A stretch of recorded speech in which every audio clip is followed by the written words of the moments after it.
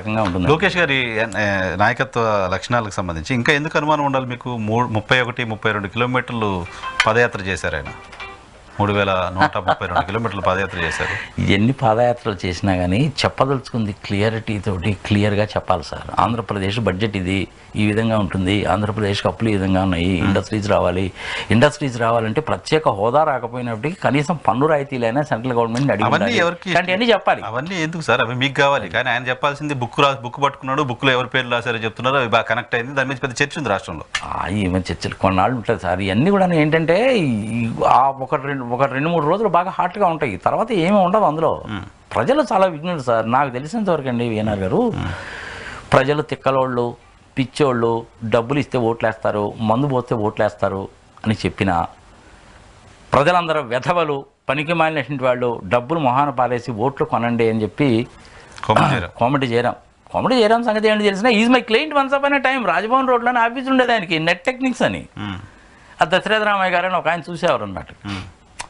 ఆయన అప్పటి నుంచి నాకు తెలుసు, కొన్ని పనికి మళ్ళీ పనులు చేయమన్నాడు. అయ్యా నా వల్ల కాదు బాబు, నువ్వు వేరే వాళ్ళని నైటర్ కింద పెట్టుకో అన్నాను, నేను బయటికి తొలిగాను. మొన్న కనపడ్డాడు, మళ్ళీ తేలాడు. అక్కడ డబ్బులు బాగానే సంపాదించాడు.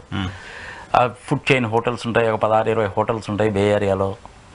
శాన్ ఫ్రాన్సిస్కో దగ్గర వాళ్ళ తమ్ముడు కోమటి రామ్ అనే సంగతి సమాచారం, తానాలో దాంట్లో బాగా యాక్టివ్గా ఉంటాడు. బట్ ఆయన ఇండియా వచ్చి ఆ విధంగా చెప్పడం ఏంటంటే, ప్రజల్ని తెక్కల కింద చూడకూడదండి. ప్రజలు చాలా విఘ్నులండి వీఎన్ఆర్ గారు. Try to understand. నేను 40 ఏళ్ళ నుంచి చూస్తున్నాను రాజకీయం. ఆ రోజులకి ఈ రోజులకు తేడా ఉంది. ప్రజలు చాలా తెలివిగల వాళ్ళు. ఆలోచన చేస్తూ తెలుగుదేశం పార్టీ ఎవడిని ఎప్పుడు ఎక్కడ ఎలా ఏ విధంగా ఎంత మేరకు భూస్థాపితం చేయాలో చేస్తారు సార్. ఎందుకు టీడీపీ నారా లోకేష్ నాయకత్వానికి సంబంధించిన ఇష్యూ తీసుకొస్తుంది మీ అబ్జర్వ్? ఇప్పుడు ఏమీ లేకపోతే ఏం చేస్తారు, ఏదో ఒకటి చెప్పాలిగా. జూనియర్ ఎన్టీఆర్ ఎందుకు రాలేదు? అనుభవం కాబట్టి, ఆయన జరిగిన అనుభవం. మీరు యూ టేక్ ఇట్ గ్రాంటెడ్ అండి. నేను ఎప్పటి నుంచో చెప్తున్నా, సారీ 5-6 నెలల నుంచి అడిగినప్పుడల్లా చెప్తున్నాను.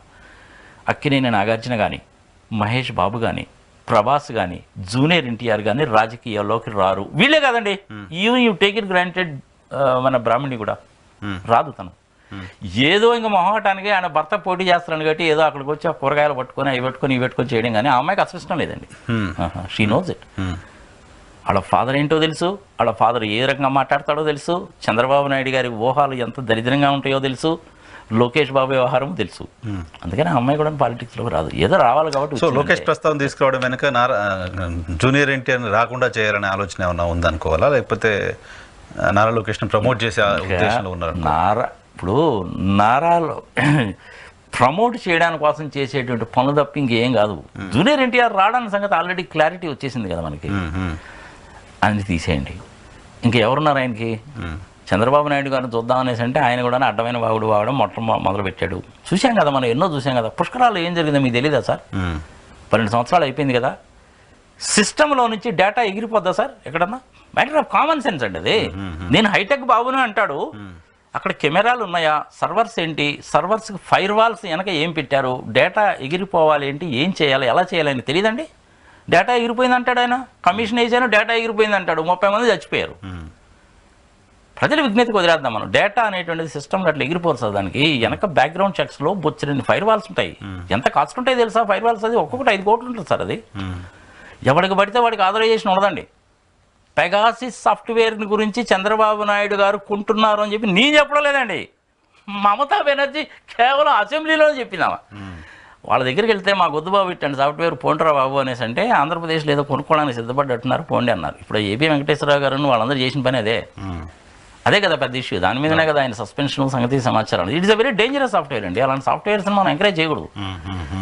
టెర్రరిస్టులను పట్టుకోవడానికో ఇంకొకరిని దానికోసమో కొన్నటువంటి ఆ సాఫ్ట్వేర్ని దానికే ఉపయోగించాలి, కానీ ఫోన్ ట్యాపింగ్లు చేయడానికి కానీ ఇట్లాంటి వాటికి ఉపయోగిస్తారా? తెలంగాణలో కూడా జరిగింది అదేగా, అడ్డంగా దొరికిపోయాడు కదా సార్.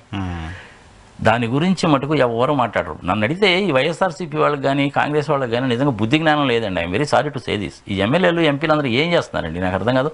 మొత్తం తీసుకెళ్ళి పాపం ఆ జగన్మోహన్ రెడ్డి మీద పెట్టి ఆయనేమో బస్సు ఎక్కి 12 గంటలకి 1 గంటలకి 2 గంటలకి గొంతు చిల్చుకొని మాట్లాడుతున్నాడే. అంత చేటు మాట్లాడాల్సిన అవసరం ఏంటి ఆయనకి? ఎమ్మెల్యేలు అనేటువంటి వాళ్ళు ఆ విలేజెస్లోకి వెళ్ళి, ఈ విలేజ్లో 3000 మంది పాపులేషన్ ఉన్నారు, 1200 మంది ఓటర్లు ఉన్నారు, ఇందులో మహిళలు ఇంతమంది ఉన్నారు, జెంట్స్ ఇంతమంది ఉన్నారు, మీ గ్రామానికి ఈ పథకాల కింద ఇంత డబ్బులు వచ్చినాయని చెప్పాలి కదా సార్. వీళ్ళు అక్కడ ఫెయిల్ అయ్యారు జగన్మోహన్ మినిమం 3 కోట్ల రూపాయలు వచ్చినాయండి ఒక్కొక్క విలేజ్కి. మాలాంటి వాళ్ళని తీసామండి. ఏ విలేజ్కి ఎంత వచ్చినాయని 3 కోట్ల నుంచి 13 కోట్ల రూపాయల వరకు డబ్బులు వచ్చినాయి సార్. జనాల జేబుల్లో డబ్బులు అనేవి ఉంటేనే కదా సార్ వాడు టూత్ పేస్ట్ కొనుక్కున్నా, ఇంకోటి కొనుక్కున్నా, బట్టలు కొనుక్కున్నా, బంగారం కొనుక్కున్నా వస్తుంది. టూత్ పేస్ట్ కొనుక్కున్నాడు 18% ట్యాక్స్, బట్టలు కొనుక్కున్నాడు 18% జిఎస్టీ. ఆ కంపెనీ పెట్టుకుంటే వాడికి లాభం వస్తుంది, లాభం మీద ఇన్కమ్ ట్యాక్స్ వస్తుంది. ఇది జనాలకి ఎమ్మెల్యేలు చెప్పాలి కదా.